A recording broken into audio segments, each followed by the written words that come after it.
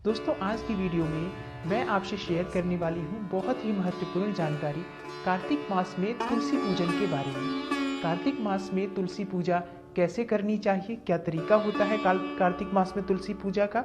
दोस्तों कार्तिक मास आरंभ हो चुका है और इस महीने में व्रत पूजा और स्नान दान के साथ तुलसी पूजा का भी बहुत महत्व होता है।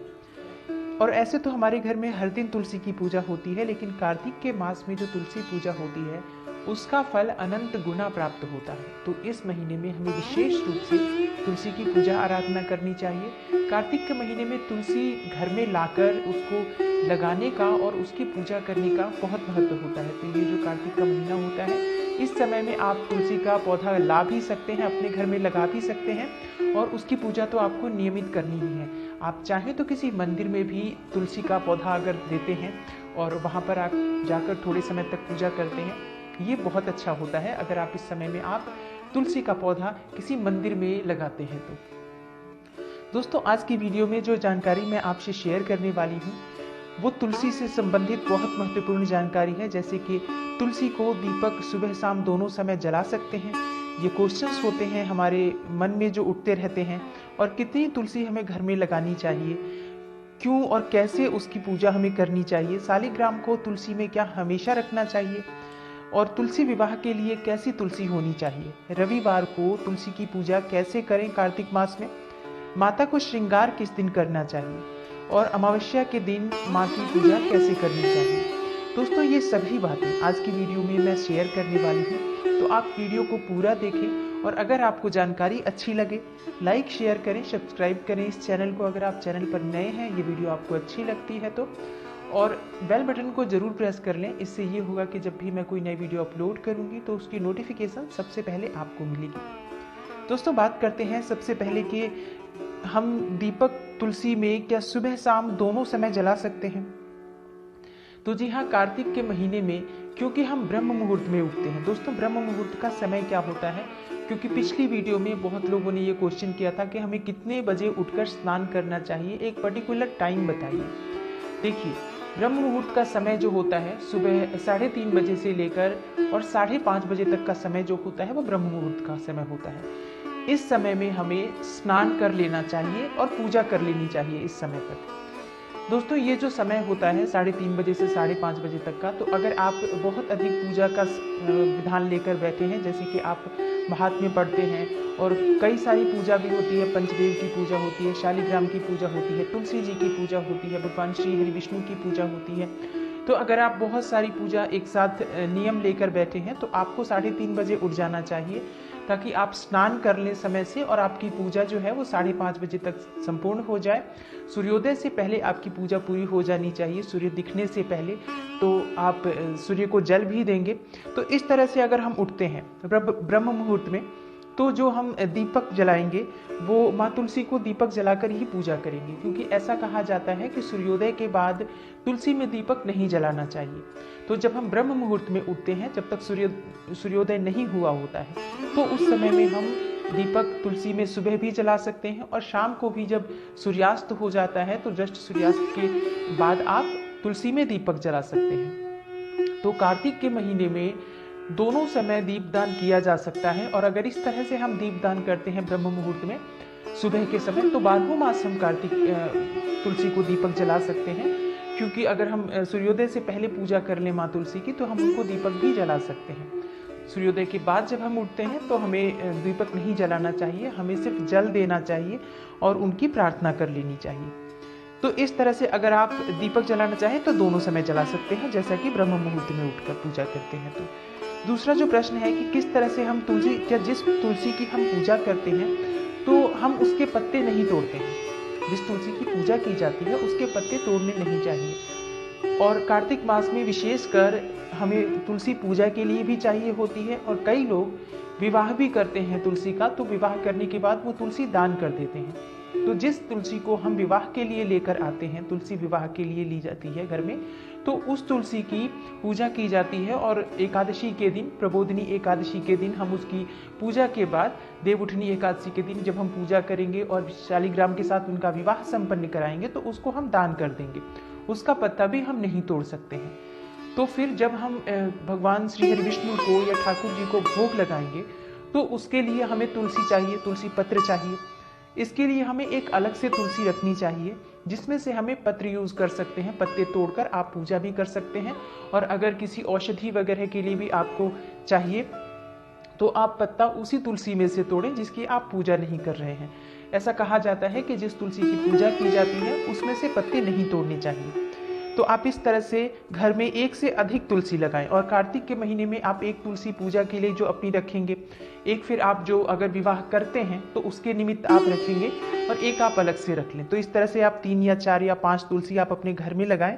और तुलसी जितनी अधिक घर में होती है उतना एनवायरनमेंट शुद्ध होता है, क्योंकि तुलसी जो है उससे हवा बहुत शुद्ध होती है, नेगेटिविटी हमारे घर से चली जाती है। तो अगर तुलसी आपके घर में कई सारी होंगी तो हवा बहुत शुद्ध होगी, नेगेटिव एनर्जी तो आपके घर में आ ही नहीं सकती है अगर तुलसी विराजमान है तो। दोस्तों, शालिग्राम को तुलसी में हमेशा रखना चाहिए। ये भी एक बड़ा प्रश्न होता है कि हम तुलसी में शालिग्राम रख सकते हैं। जी हाँ, रख सकते हैं, लेकिन क्या हमेशा हमें तुलसी में ही रखना चाहिए?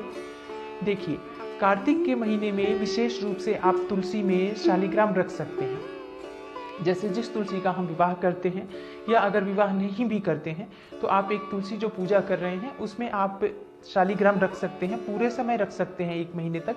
लेकिन ऐसा 12 मास नहीं करना चाहिए कि हमेशा शालिग्राम जो है वो तुलसी में ही रहे। आप पूजा के समय लेकर जाएं और पूजा के बाद आप उसे अपने घर में लाकर अपने मंदिर में स्थापित कर दें, शालिग्राम को उनके आसन में विराजमान कर दें। लेकिन कार्तिक के महीने में आप पूरे समय, पूरा महीना जो होता है ये, इस महीने में आप तुलसी को और शालिग्राम को एक साथ रखें। इनकी पूजा भी एक साथ ही होती है। तो आप कार्तिक के महीने में ऐसा कर सकते हैं। दोस्तों, तुलसी विवाह के लिए कैसी तुलसी होनी चाहिए? जो लोग विवाह करते हैं ये उनके लिए है। जो लोग तुलसी विवाह करते हैं ये प्रश्न उनके लिए है कि हमें तुलसी विवाह में कैसी तुलसी होनी चाहिए। देखिए, तुलसी विवाह के लिए हमें जो तुलसी चाहिए होती है वो ऐसी तुलसी चाहिए होती है जो बिल्कुल छोटी सी हो, जिसमें बीज ना लगे हों, फूल ना लगे हों। ऐसी तुलसी हमें लानी चाहिए अपने घर में और ऐसी तुलसी हमें लगानी चाहिए। और विवाह के बाद जो हम तुलसी विवाह संपन्न कराते हैं उसके बाद हम या तो उस ब्राह्मण को ही दे दें और या फिर हम उसे किसी मंदिर में दान कर देते हैं। एकादशी के दिन जब आप माँ तुलसी का शालिग्राम के साथ विवाह संपन्न कराते हैं तो शालिग्राम के साथ जो विवाह के लिए तुलसी ली जाएंगी वो बिल्कुल छोटी तुलसी होंगी, कन्या तुलसी होंगी। तो ऐसी तुलसी आपको विवाह के लिए चाहिए। अगला जो प्रश्न है कि कार्तिक का महीना है और हमें पूरे समय तुलसी जी की पूजा करनी है तो रविवार को कैसे करें? दोस्तों, रविवार के दिन, वैसे तो कुछ लोग कहते हैं कि रविवार के दिन कार्तिक के महीने में रविवार मान्य नहीं होता है, कि मतलब आप रविवार के दिन भी पूजा कर सकते हैं। रविवार के दिन, कार्तिक में रविवार को भी हम पूजा कर सकते हैं तुलसी की। लेकिन कई बार मन में संशय उठता है कि कभी भी नहीं किया जाता है तो कैसे करें? तो ऐसे में आप कार्तिक के महीने में जो रविवार आता है आप उसमें जल ना दें तुलसी में और सिर्फ आप दीपदान करें। अब दीपदान कैसे किया जाता है ये भी कुछ लोगों का प्रश्न होता है कि दीपदान कैसे किया जाता है। दोस्तों, दीपदान का मतलब होता है दीपक जलाना। तो आप तुलसी के नीचे दीपक जलाकर शुद्ध घी का दीपक जलाएं। गाय का शुद्ध घी हो बहुत श्रेष्ठ होगा। तो गाय का शुद्ध घी ले आएं और उसका आप दीपक हर रोज प्रज्वलित करें तुलसी में, सुबह भी और शाम को भी। दीपक कैसा होना चाहिए? एक तो दीपक बहुत साफ सुथरा होना चाहिए। तो आप पीतल का एक दीपक ले आएं और आप सुबह शाम दोनों समय जलाएं। मिट्टी का अगर आप दीपक लाते हैं तो मिट्टी का दीपक आप एक ही दीपक अगर हर बार जलाते हैं तो वो ठीक नहीं होगा। ऐसा ठीक भी नहीं होता है। मिट्टी के दीपक को बार बार प्रज्वलित नहीं करना चाहिए, हर बार उसी में दीपक नहीं जलाना चाहिए। तो अगर आप मिट्टी का दीपक जलाते हैं तो आप सुबह शाम दोनों समय बदलेंगे।